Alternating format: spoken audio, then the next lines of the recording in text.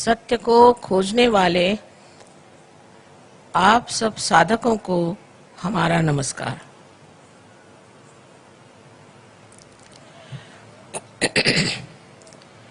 हम जब सत्य की बात कहते हैं तो ये पहले ही जान लेना चाहिए कि सत्य अपनी जगह अटल और अटूट है। उसे हम बदल नहीं सकते, उसे हम अपने दिमाग से परिवर्तित नहीं कर सकते और उसके बारे में हम कल्पना भी नहीं कर सकते। सबसे तो दुख की बात यह है कि इस मानव चेतना से हम जान भी नहीं सकते कि सत्य क्या है। हम लोगों को ये सोचना चाहिए कि परमेश्वर ने ये इतनी सृष्टि सुंदर बनाई, इतने सुंदर पेड़ हैं, फूल हैं, फल हैं, हमारा हृदय स्पंदित होता है। ये सारी जीवित क्रिया कैसे होती है हम कभी विचार भी नहीं करते। ये हमारी आंख है, देखिए कितना सुंदर कैमरा है। हम कभी विचार भी नहीं करते कि ये इतना सुंदर कैमरा, इतना बारीक, इतना नाजुक किसने बनाया और कैसे बनाया। हम तो इसको मान लेते हैं कि बस है, हमारी आंख है, लेकिन ये आपके पास आई कैसे? इसके बनाने वाली कौन सी शक्ति है? यही शक्ति है जिसे कि पातंजल योग में ऋतंभरा प्रज्ञा कहा गया है और उसे परम चैतन्य, ब्रह्म चैतन्य, रूप और all pervading power of God's love कहते हैं। ये सब उसी एक शक्ति के नाम, वही जीवंत शक्ति सब कार्य करती है। उसी ने हमें अमीबा से इंसान बना दिया। लेकिन अब हमें ये जानना चाहिए कि अगर इंसान बनाना ही आखिरी कार्य था तो इंसान तो परिपूर्ण नहीं है, संपूर्ण नहीं है, उसमें बहुत खोट है, अभी बहुत कमियां हैं, बहुत समझ में कमी है, ज्ञान में भी कमी है, एक दूसरे को पहचानने की भी हमारे अंदर कोई शक्ति नहीं। इसी से हम लड़ झगड़ते रहते हैं। सारी संसार की अशांति इसीलिए है कि मनुष्य सत्य को नहीं जानता, क्योंकि सत्य एकमेव है, एब्सोल्यूट है। एक बार सत्य को जानने के बाद सब लोग एक ही जैसी भाषा बोलने लग जाते। देखिए, संतों में कभी झगड़ा नहीं होता था। नामदेव का आपने नाम सुना होगा।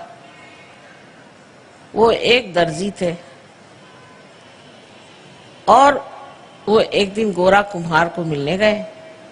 वो एक कुम्हार था और अपने पैर से वो मिट्टी रौंद रहा था।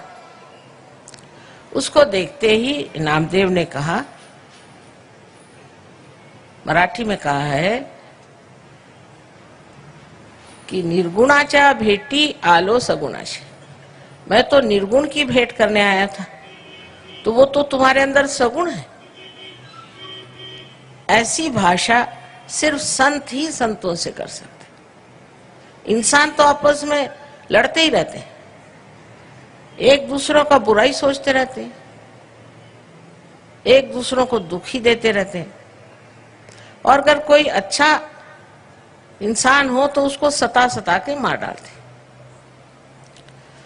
सो ये जो हमारे अंदर एक बड़ी भारी न्यूनता है, खोट है, वो क्यों है? अगर परमात्मा एक है और उन्होंने सबको इंसान बनाया है तो ये बात क्यों है? इसका कारण है परमात्मा ने हमें पूरी स्वतंत्रता दे दी कि तुम्हें जो करना है करो, चाहे तुम बुरे कर्म करो और चाहे अच्छे कर्म करो। उसके फल भोगो और उससे तुम समझ जाओगे कि अच्छा क्या है और बुरा क्या।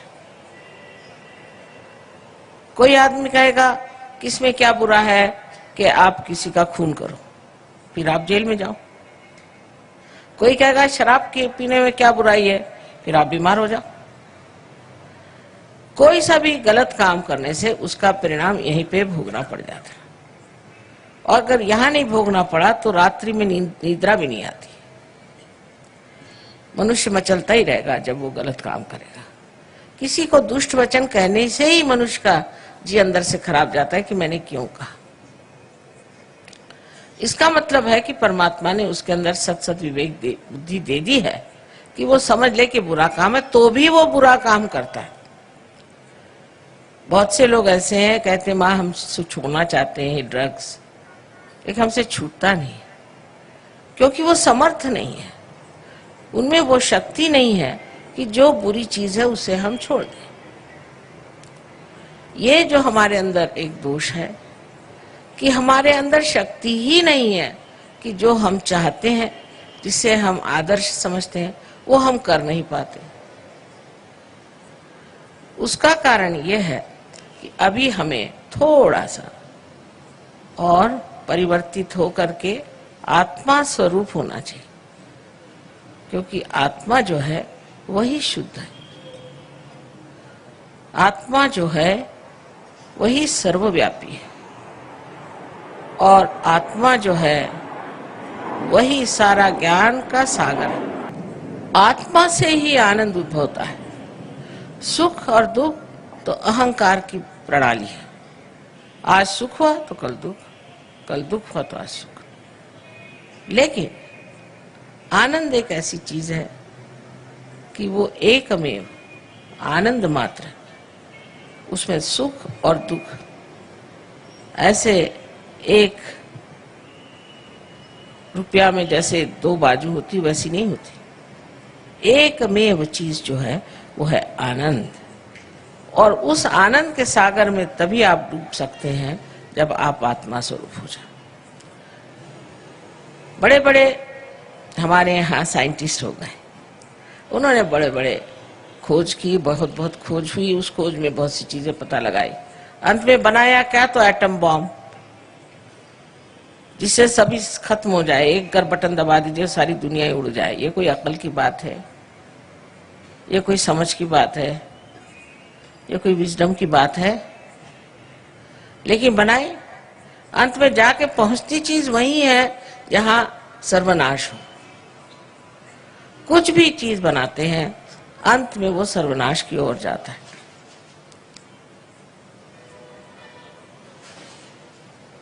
लेकिन जब आप आत्मा स्वरूप हो जाते हैं तो आप में सामूहिकता आ जाती है। माने ये कि जब कुंडलिनी आपकी जागृत होकर के और ब्रह्मरंध्र को छेदती है तो आपका संबंध ये चारों तरफ फैली हुई इस परम चैतन्य की शक्ति से एकाकारिता प्राप्त करती है। इस कुंडलिनी में जैसे इस यंत्र में ये एक कनेक्शन है, इसको लगाए बगैर ये यंत्र पूरी तरह से चल नहीं सकता। उसी प्रकार ये कनेक्शन लगाए बगैर मनुष्य का कोई अर्थ ही निकलता नहीं। जब ये कनेक्शन लग जाता है तब कितनी बातें हो सकती हैं, उसे सोचिए। एक तो ये कुंडलिनी जो है ये शुद्ध इच्छा है, बाकी जितनी भी इच्छाएं अशुद्ध हैं। आज मन किया कि चलो हम एक जमीन खरीद लें, फिर एक घर बांध लें, फिर हम एक मोटर खरीद लें, मन तृप्त ही नहीं होता। जिस चीज के लिए दौड़ते हैं, जिसको पाने के लिए मेहनत करते हो, जब सामने आके खड़ी हुई लगे दूसरी चीज में, उसका आनंद ही नहीं उठाया, दूसरी चीज में लग जाते। क्योंकि यह सारी इच्छाएं शुद्ध नहीं, अशुद्ध है। शुद्ध इच्छा हमारे अंदर, चाहे मानो चाहे नहीं मानो, एक ही है। इसके बारे में आप जानिए चाहे नहीं जानिए, उसके लिए आप सतर्क हो या न हो, एक ही इच्छा आपके अंदर है कि हमारी एकाकारिता इस शक्ति के साथ हो जाए, और ये शक्ति परमात्मा के प्रेम की शक्ति। सो ये सोचती भी है, ये सब चीजों को बनाती है, सबको इकट्ठा लाती है, सबको कोऑर्डिनेट करती है, समग्र करती है, और सबसे अधिक तो ये प्यार करती है। तो जब ये शुद्ध इच्छा हमारे अंदर जागृत होती है और जब ये 6 चक्रों में से षट चक्र छेदन ऐसा कहा गया है शास्त्र, गुजरती है और ब्रह्मरंध्र को भेद देती है, तो कितने कार्य हो जाते हैं एक साथ, वो आश्चर्यजनक है। अब आपके पास चश्मा हो तो निकाल लीजिए, क्योंकि अब आंखें बंद करनी है। और पेट पे अगर कुछ चीज तंग हो या गर्दन में तो उसे भी जरा कम कर लें। और सब लोग इसे करें पूरी तरह से।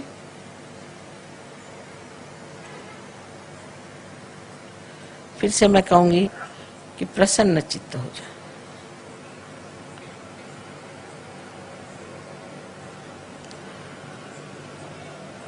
अब आप आंखें बंद कर लें, कोई भी आंख न खोलें, आंख बंद कर लें और अपना हाथ हृदय पे रखें।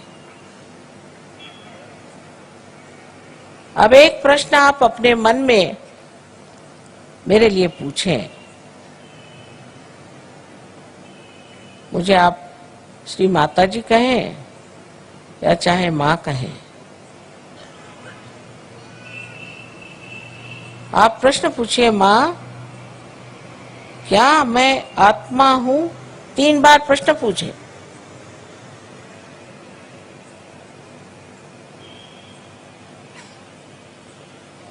ये बड़ा मूलभूत प्रश्न है।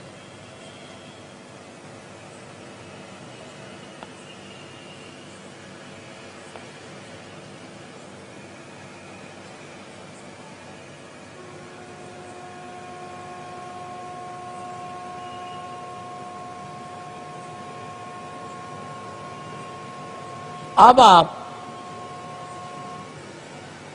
ये जान लीजिए कि अगर आप आत्मा हो गए तो आप अपने गुरु भी हो जाते हैं, क्योंकि आत्मा के प्रकाश में आप अपने ही गुरु हो जाते हैं। इसलिए आप कृपया अपना राइट हैंड पेट के ऊपरी हिस्से में रखें, लेफ्ट हैंड साइड पर उंगलियों से दबा लें इस गुरु तत्व को। अब यहां दूसरा प्रश्न मुझसे करें, माँ क्या मैं स्वयं का गुरु हूं? माँ क्या मैं अपना ही गुरु हूं? क्या मैं अपना ही मास्टर हूं? ये सवाल आप मुझसे 3 बार पूछिए अपने मन में।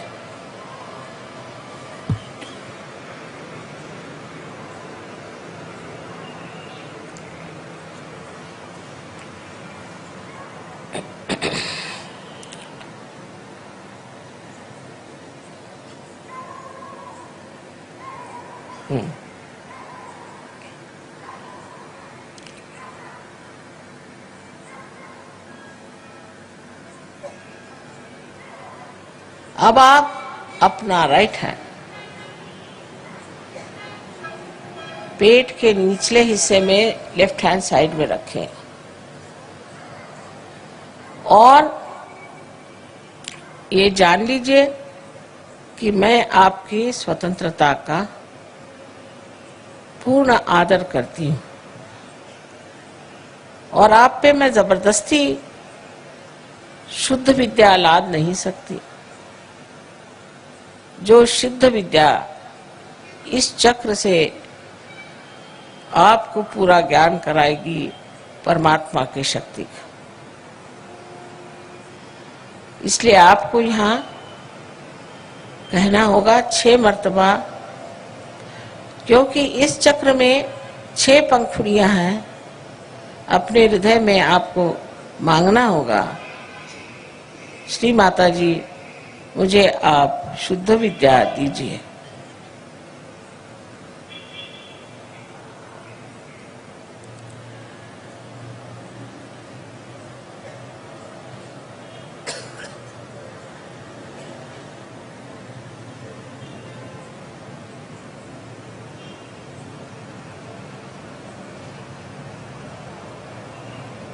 अब आप अपना हाथ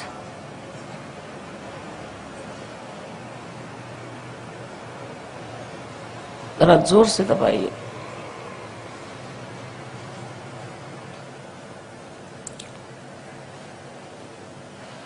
जैसे ही आप शुद्ध विद्या मांगते हैं वैसे ही कुंडलिनी का जागरण शुरू हो गया, लेकिन उसके लिए ऊपर के जो चक्र हैं उन्हें हमें खोल देना होगा। आप अपना राइट हैंड आप उठा करके पेट के ऊपरी हिस्से में लेफ्ट साइड में रखें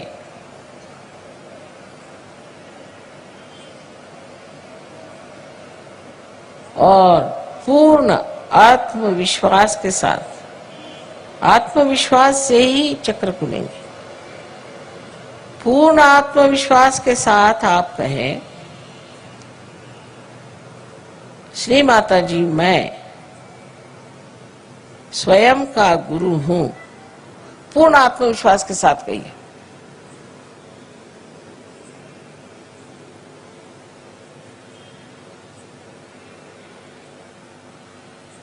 दस मर्तबा 10 बार कहिए, 10 times।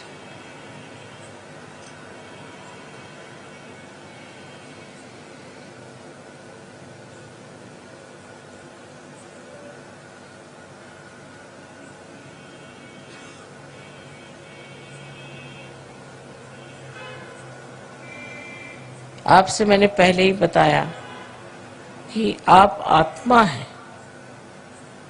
आप ये शरीर, बुद्धि, मन, अहंकार आदि उपाधि नहीं, किंतु आप शुद्ध आत्मा हैं।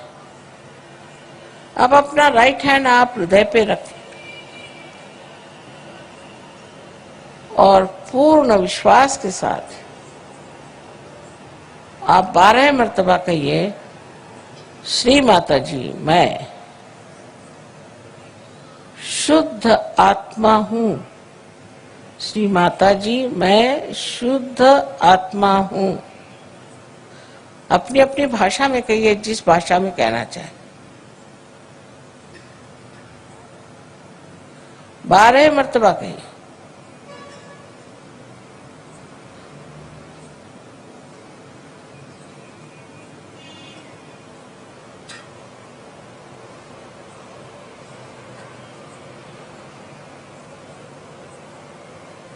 अब एक बात फिर से कहूंगी कि आप दोषी नहीं हैं, आप पापी नहीं हैं। आप अपने को न्यूनता में न उतारें। आप मानव हैं और गौरवशाली हैं।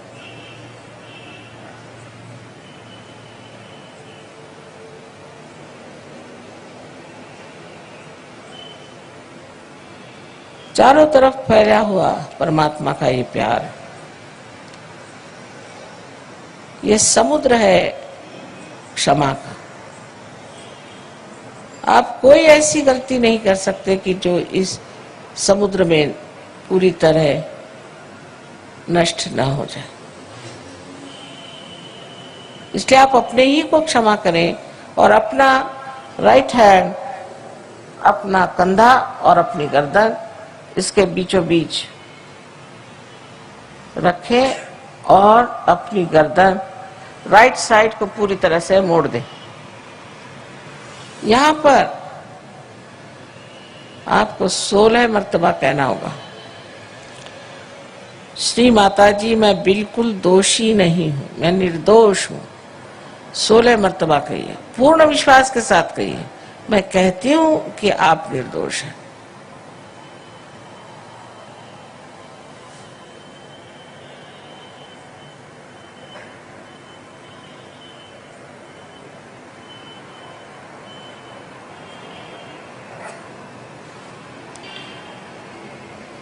फिर से यही कहना है कि आप किसी को क्षमा करें या न करें, आप कुछ नहीं करते, पर अगर आप क्षमा नहीं करते हैं तो आप गलत हाथों में खेलते हैं।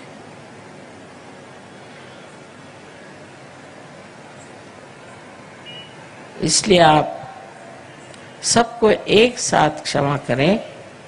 अपना हाथ, राइट हैंड अपने माथे पर, अपने कपाल पर आड़ा रखें, दबाएं दोनों साइड में, नीचे गर्दन झुका लें और यहाँ पर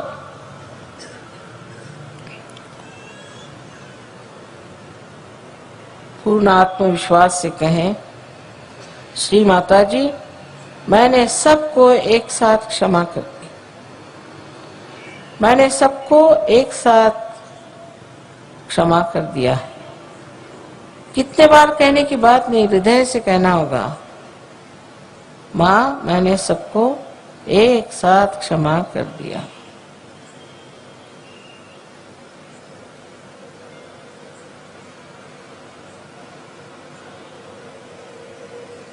अब राइट हैंड को पीछे ले और अपने सर पीछे की ओर झुका ले। इस जगह अपने समाधान के लिए अपनी गलतियां न गिनते हुए, अपने को दोषी न ठहराते हुए, अपने ही समाधान के लिए आपको कहना होगा हृदय के साथ, हे परम चैतन्य, हमारे हाथ से अगर कोई गलती हुई हो, जाने अनजाने, तो कृपया माफ कर दीजिए। ये भी हृदय से कहें, कितने बार कहने की बात नहीं।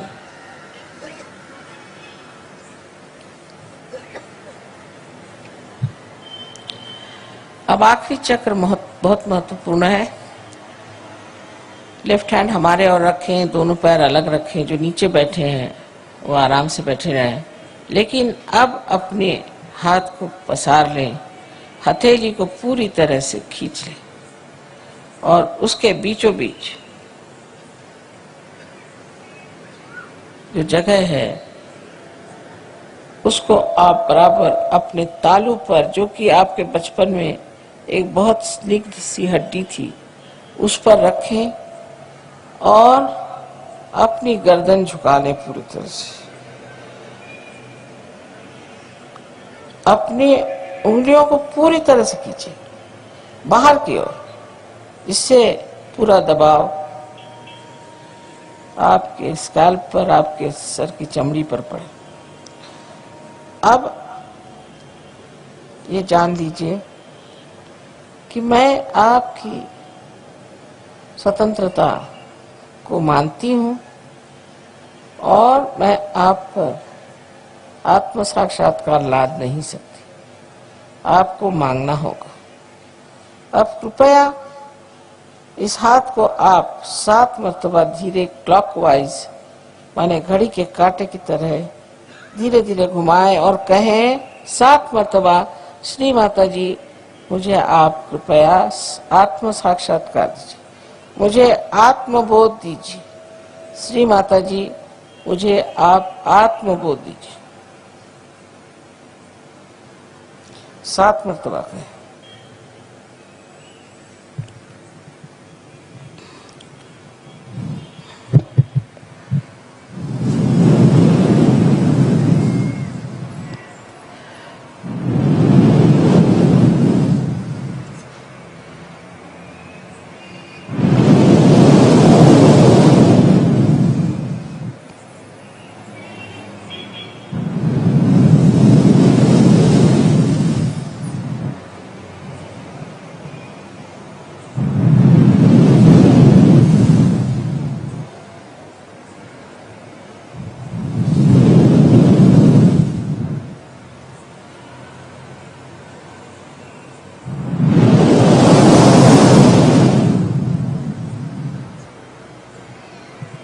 अब धीरे धीरे अपनी आंखें खोलें। अब दोनों हाथ मेरी ओर करें इस तरह से और मेरी ओर देखें और निर्विचार हो जाइए, विचार मत करें।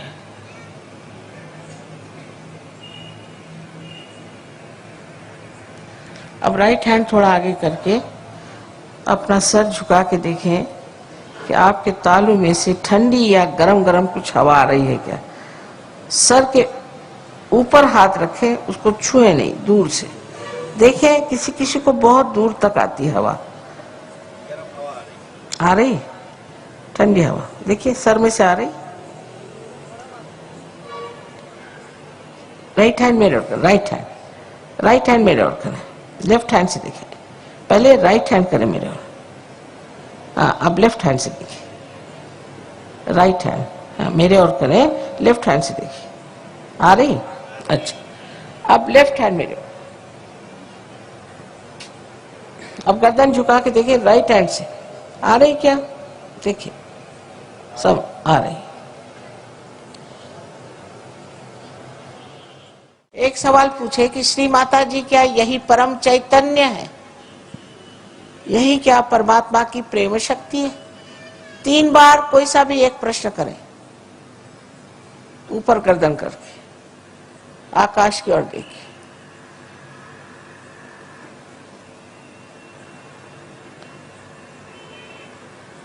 नीचे ले लीजिए हाथ, ऐसे रखें हाथ।